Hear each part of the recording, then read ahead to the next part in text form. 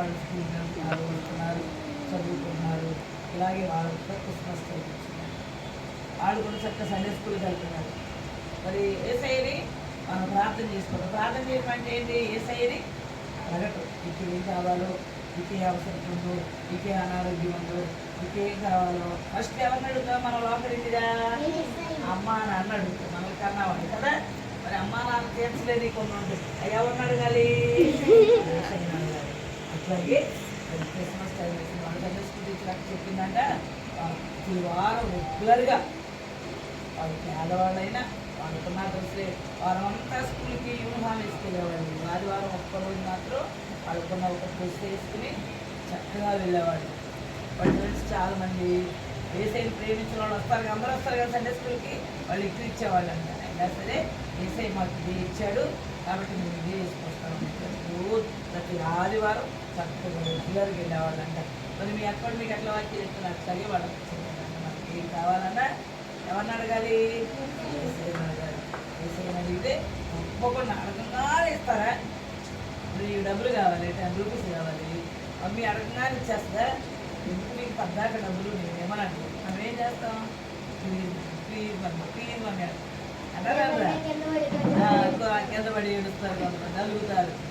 అట్లా ఇప్పుడు ఆడితే రిక్వెస్ట్ చేస్తే కానీ మమ్మీ డాడీ మనకు డబ్బులు ఇస్తారు. కావాల్సినది ఇస్తారు. కాకపోతే మనకి ఎక్స్ట్రాగా డబ్బులు కావాలని అంటే రిక్వెస్ట్ చేయాలి. మరి కావాల్సినవి అంటే దేవుడు మనకి ఇస్తున్నాడు. అయితే వాళ్ళ అవసరం వచ్చింది యేసయ్యని మనకి ఏది కావాలన్నా యేసయ్యని అడగండి అని వాళ్ళ సండే స్కూల్లో చెప్తున్నాను. చక్కగా అలాగే జనవరి అయిపోయింది, ఫిబ్రవరి అయిపోయింది, మార్చి, ఏప్రిల్, మే అయిపోయింది. సెలవులు ఇచ్చారు. చక్కగా సెలవులు ఎంజాయ్ చేశారు. మళ్ళీ జూన్లో స్కూల్స్కి వెళ్ళారు. July, August, September, October, November, ఇదే నెల డిసెంబర్ నెల.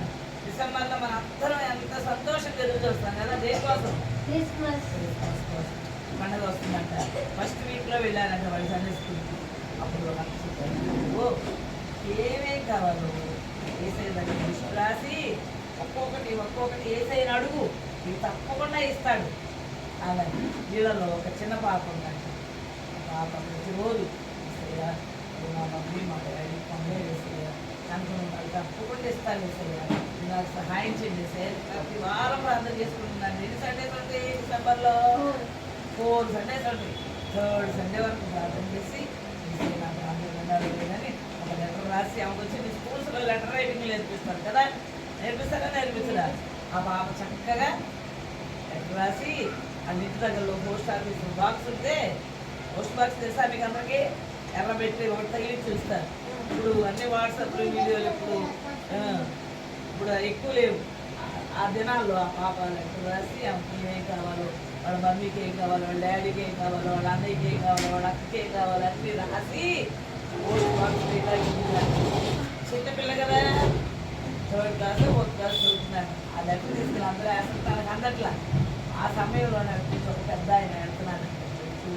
ఇట్లా ఈ చిన్న పాప చిన్నపిల్ల రోడ్డు మీద ఉంటే మనం గమనిస్తాం కదా, ఎవరి పిల్ల ఈ పిల్ల రోడ్లు కట్టం పడుతుంది, ఎవరబ్బాయి ఈ అబ్బాయి రోడ్లు కట్టబడుతుంది చూసి ఆయన వచ్చి అడిగాను, పాప ఏంటమ్మా ఇక్కడ ఉంటే పాప చెప్పిందని.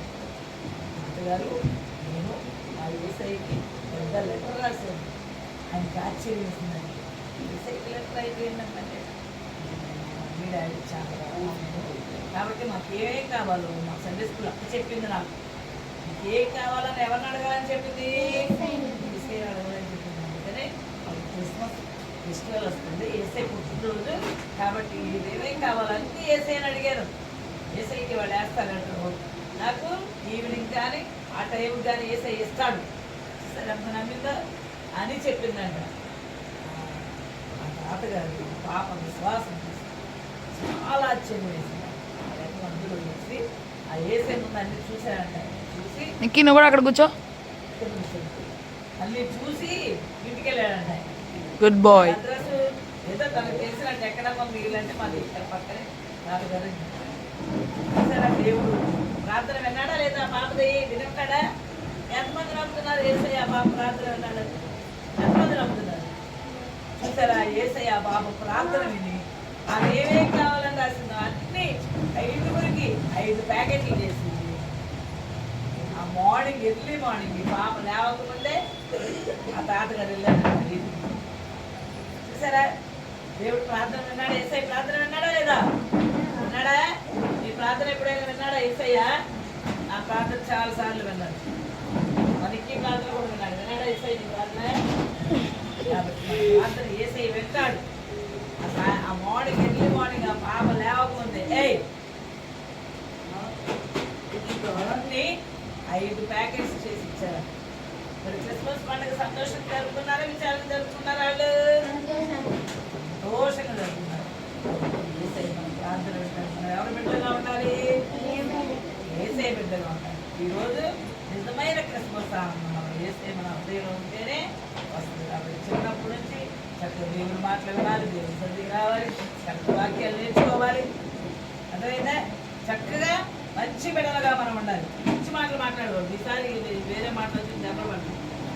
కాబట్టి ఏసై మన ప్రార్థన వింటాడు. వింటాడు వెళ్ళా. ఈరోజు మనం ఏమి నేర్చుకున్నాం? ఆ చిన్న పిల్ల ప్రార్థన ఏసై విన్నాడా? అందుకే మత్తయి సువార్తలో ఉంది. ఒకసారి చెప్పుకుందాం ఈ వాక్యం. అడుగుడి మీకు ఇయ్యబడును. చెప్పాలి. అడుగుడి మీకు ఇయ్యబడును, వెదకుడి మీకు దొరుకును, పట్టుడి మీకు తీయబడును. మత్తయి సువార్త 6:6 6వ అధ్యాయము 6వ వచనం. రెఫరెన్స్ గుర్తులేదు అక్కడ అంటున్నారు. నేర్చుకోవాలి. ఈ వారం ఏం చెప్పానో నెక్స్ట్ వీక్ నేను అడుగుతాను. నెక్స్ట్ సండే ఉంటుంది. నెక్స్ట్ సండే ఫస్ట్ తారీఖు. అర్థమైందా? ఆ రోజు కూడా 2 గంటల వరకు ప్రేయర్ ఉంటుంది. మార్నింగ్ మాత్రం సండే స్కూల్ వెళ్తాం. రావాలి. ఎందుకంటే ఆదివారం ఎవరి రోజు? అది ఏసఐ రోజు. కాబట్టి సండే స్కూల్ జరపాలి. అర్థమైందా? మీరు వచ్చారు, ఏసఐ మిమ్మల్ని దీవిస్తాడు. మనం ఇవాళ ఏం నేర్చుకున్నాం? ఏ అవసరంతో ఎవరిని అడగాలి? ఏసైని అడగాలి. ఎవరి కోసం వచ్చాడు ఏసయ్య ఇక్కడికి, భూలోకానికి? అదే క్రిస్మస్. ఏసయ్య భూలోకానికి రావడం ఏంటి? మనకి క్రిస్మస్. కాబట్టి మనందరం ఏసై బిడ్డలుగా ఉండడానికి ఏసై మనకి సహాయం చేయగా. మరి నెక్స్ట్ వీక్ ఎవరు వాక్యం చెప్తారో వెంటారు. ఈ వారం చెప్పిన వాళ్ళందరికీ నెక్స్ట్ వీక్ 5 స్టార్లు ఇస్తాం. సరేనా? ఆపరేషన్ ప్లాన్ చేద్దాం. కాలు తెచ్చారా?